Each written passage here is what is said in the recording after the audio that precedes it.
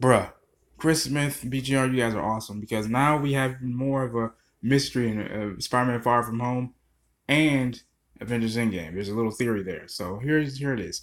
Much has been written about Marvel's MCU timeline now that the first Spider-Man Far From Home trailers were released because Marvel fans are still debating whether Avengers Endgame happens before or after the new Spider-Man movie.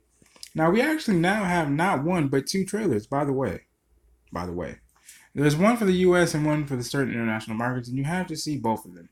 I already told you that the Far From Home undoubtedly takes place after Endgame in the MCU timeline, considering what Sony and Marvel executives have said in the past. Now, a new theory perfectly supports that idea. And I love Reddit so much, man. Shouts out to you guys too. According to Reddit user I See Canada, that's pretty cool. Peter Parker never got off the bus in Infinity War, and that's because the New York battle never happened. In other words, the remaining Avengers will be able to go back in time and erase everything that happened in the past, including events that took place on Earth and in Titan in rapid succession. The attacks in New York, UK, Titan, and Wakanda. Even Thanos' snap will never have taken place. So we already expect time travel to play a big role in the game. And we expect some heroes to sacrifice themselves in the upcoming film in order to save everyone else and defeat Thanos. So if time travel will be the primary weapon against Thanos, then it's very likely that only the people directly involved with the time travel will remember what Thanos did. The dead, Peter included, will have no idea that anything happened. Sweet. So, the theory available in full below takes its cues from the Far From Home trailers, citing Feige told the truth. Far From Home is set right after the events of Endgame. But what if there is an unsnap in Endgame? One that doesn't just see everyone undusted, but that, though the use of the Infinity Stones themselves resets the world to a point where Thanos never attacked Earth at all, erasing the attack, decimation, and everyone's memories of it. This explains why Peter has the original Stark suit in the Far From Home trailer, as opposed to the Iron Spider suit.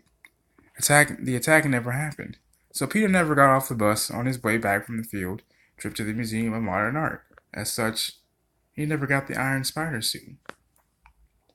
Adds a nice bit of foreshadowing to Thanos' stories, to Thanos telling Tony, I hope they remember you. Even more so if it's Tony's sacrifice that makes the unsnap possible. Not to mention, a relationship with Happy and May only happens in a world where Tony isn't around. It introduces one of those classic time travel loop tropes to Endgame. If you're successful, the only one who will remember any of this is you. End quote. So like Chris said earlier this week, almost everybody in Far From Home behaves too normal after what just happened. All of them, including Peter, Happy, Aunt May, and even Nick Fury, seem to go on